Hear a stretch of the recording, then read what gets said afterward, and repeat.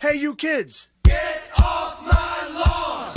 Hey, you pesky kids that I cannot get rid of. All right, happy Easter, everybody. And it was a pretty crazy roller coaster-like weekend across the board in the world of professional sports with both the NHL and the NBA playoffs going down. But, you know, truth be told, there might have been more contact in the NBA over the weekend than there was in the National Hockey League. As fighting in the playoffs is all but a thing of the past, unless you're Alexander Ovechkin, of all people. But there was a near throwdown at the Barclays on Saturday in Brooklyn. And, I tell you what, I'm pretty much kicking myself for missing out on the action down at the Barclays, because if something is happening at the Barclays, something is going to happen at the Barclays. If you think about it, look, Conor McGregor threw that dolly through the window.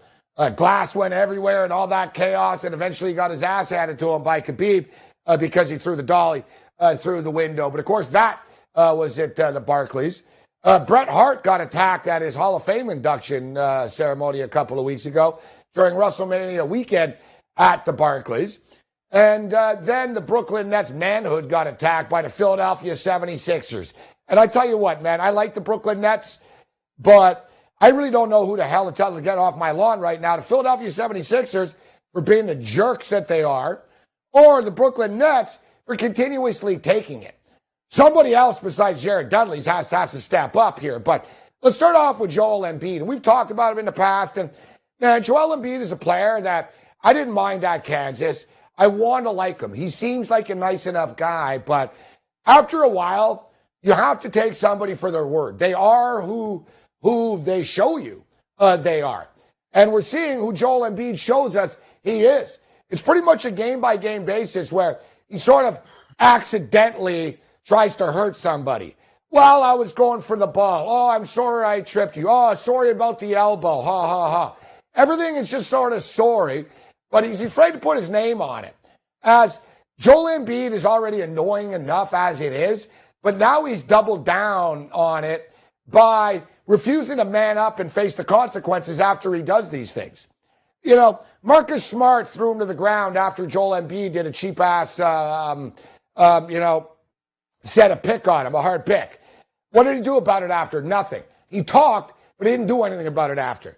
Eric Bledsoe threw the ball at him. He talked after, but he didn't do anything about it after. You look at on Saturday, Dudley got in there. What did Embiid do? He backpedaled quicker than moonwalk, Michael Jackson style. He put his hands up in the air. It's funny, your hands weren't just up in the air when you were swinging your arm trying to break somebody's arm a second ago. The old no, not me act is getting pretty freaking old. And then we're not even getting into Ben Simmons. Ben, I never say a damn word, but somehow I'm still annoying Simmons. As the Philadelphia 76ers really are an unlikable team, just from their cockiness for a bunch of kids that have never accomplished anything before. But as much as Philadelphia are annoying, Brooklyn, you got to do better, guys. You can't let Philadelphia push you around. That's why you're down 3-1 right now. Never mind the referee should have called the foul and all that. You turn the ball over 5 times in the last 10 possessions of a basketball game. So I got to tell you to get the hell off my lawn as well. But I'm a Toronto Raptor fan, and I like the Brooklyn Nets. I've gone to Brooklyn Net games. I bet on them a hell of a lot, and I watch pretty much every game of theirs on TV. So it's almost like, Brooklyn's like the little brother or something. And I'm going to tell you, Brooklyn, and I'm going to tell you, Philadelphia, as well. Don't worry, Brooklyn. The Raptors are waiting, and we're going to get the Philadelphia 76ers the hell off of our lawn. Hey, you kids! Get off